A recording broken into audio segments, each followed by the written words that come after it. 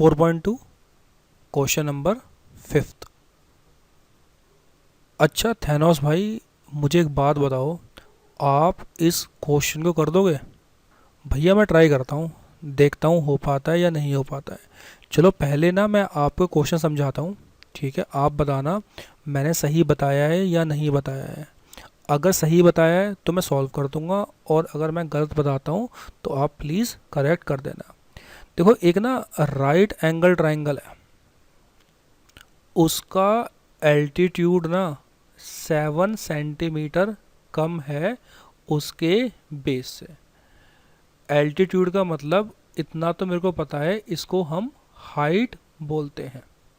Late मैंने ये एक राइट एंगल ट्राइंगल लिया, ये मैंने इसका बेस मान लिया, और ये मैंने इसका मान लिया एल्टीट्यूड। और ये हमको पता ही है कि 90 के सामने वाली साइड क्या होती है? हाइपोटेन्यूस। क्वेश्चन में गिवन है कि जो एल्टीट्यूड है ना वो 7 सेंटीमीटर कम है उसके बेस से। अगर उसका बेस होगा 20 सेंटीमीटर बेस, तो एल्टीट्यूड के बारे में अगर हम बात करते हैं, ये होगा 20 - 7, दैट इज 13।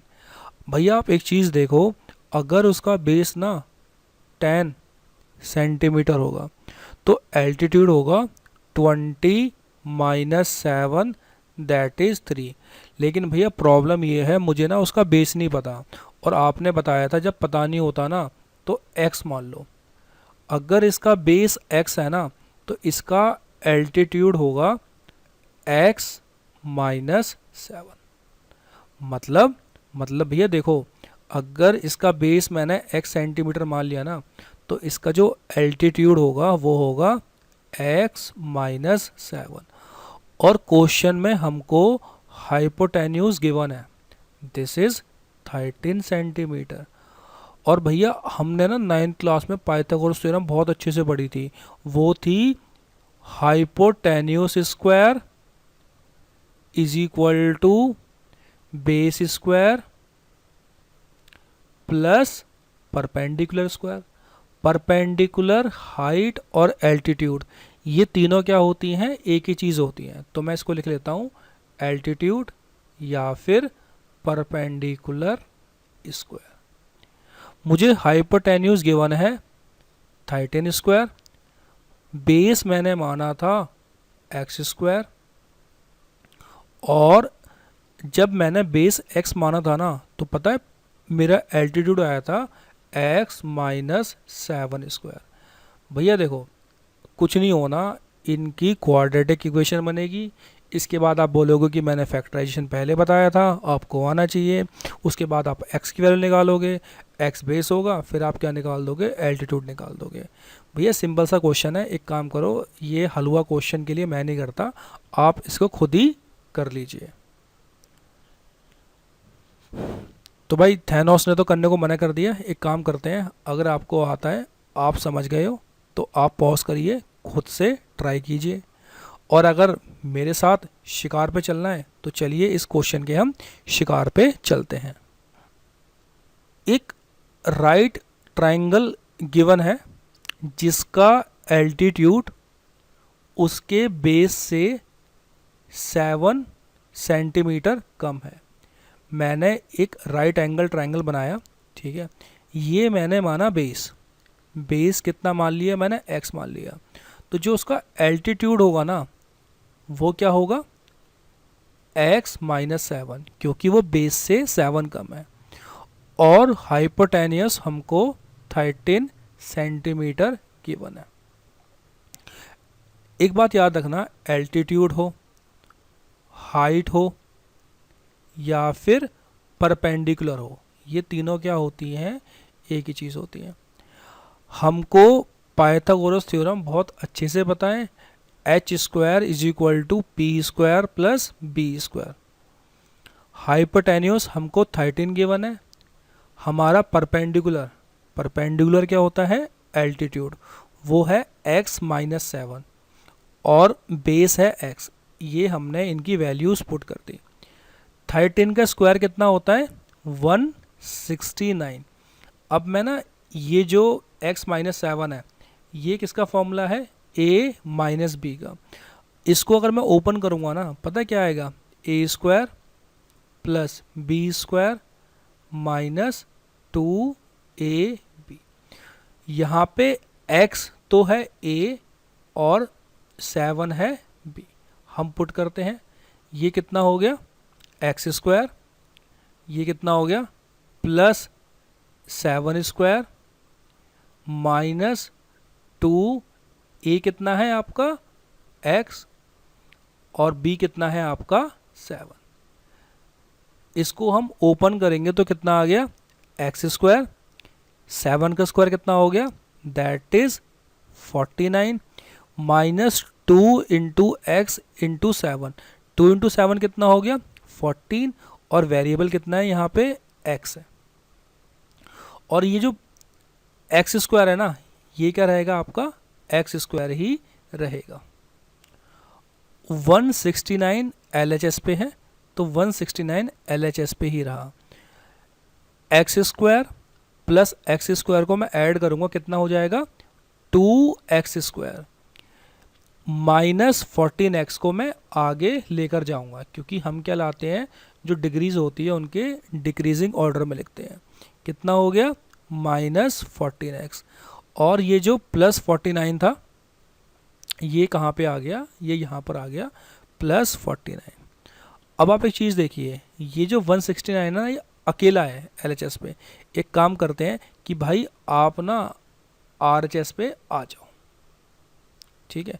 अब जब ये RHS पे आएंगे तो क्या बनेगा, 0 is equal to 2x square minus 14x plus 49 minus 169।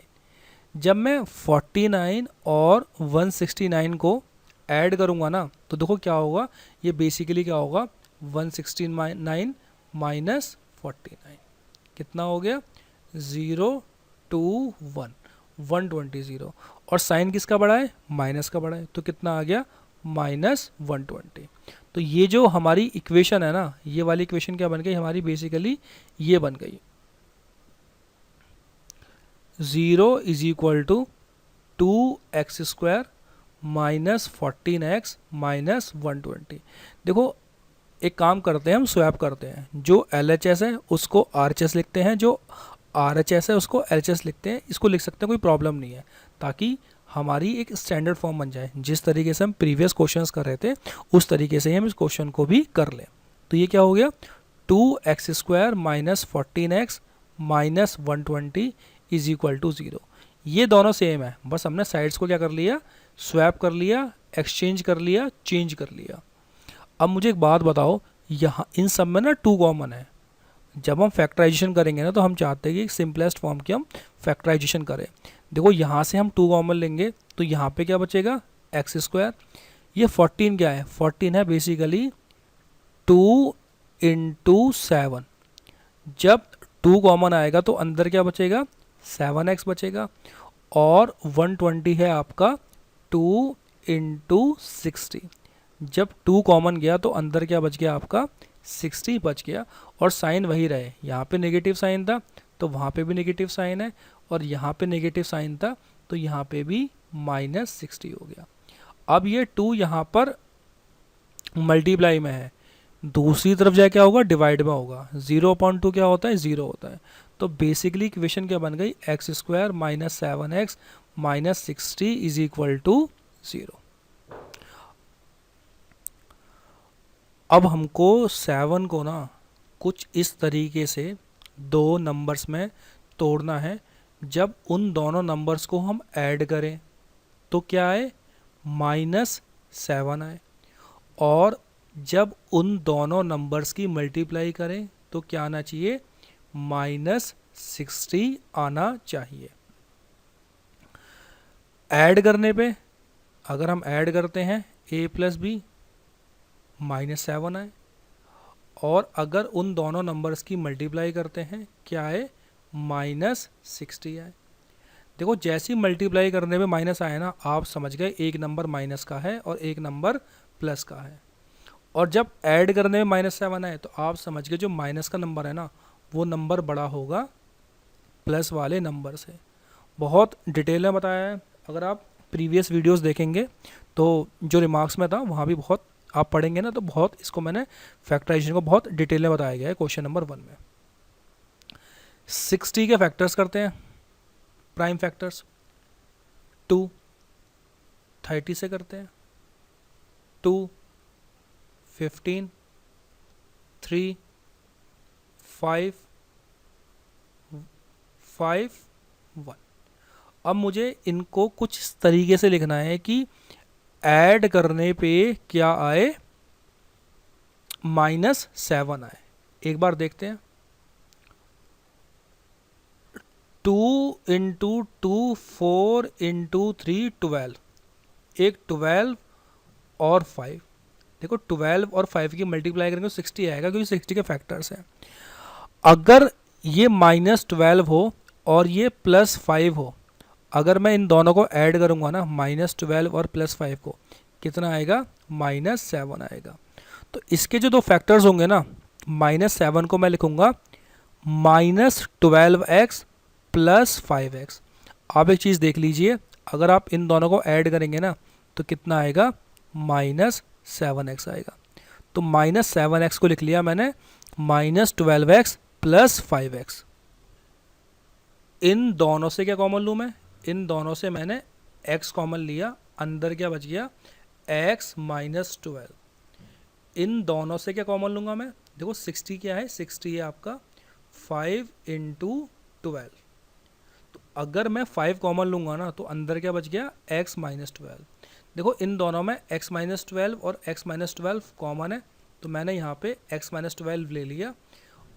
क्या बच गया, एक तो x बच गया और एक +5 बच गया। तो दूसरा फैक्टर क्या होगा, x + 5 = 0।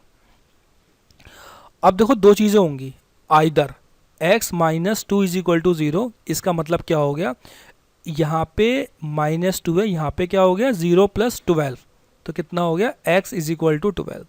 या तो x की वैल्यू 12 होगी, या फिर और x + 5 = 0, x = -5। देखो लेंथ कभी भी ना नेगेटिव नहीं होती, length can never be negative, तो ये चीज़ तो पॉसिबल ही नहीं है। तो हम क्या लेंगे, x = 12। तो हमने बेस क्या माना था, बेस हमने x माना था, तो बेस कितना हो गया, 12 सेंटीमीटर हो गया। और एल्टीट्यूड क्या था, x - 7, दैट इज 12 - 7, कितना आ गया, 5। तो एल्टीट्यूड हो गया आपका 5 सेंटीमीटर। बहुत सिंपल क्वेश्चन था और आप इस क्वेश्चन को बहुत इजीली कर लेंगे। कुछ प्रॉब्लम आती है तो भैया बैठे कमेंट करना, आई प्रॉमिस मैं आपको एक भी डाउट नहीं रहने दूंगा।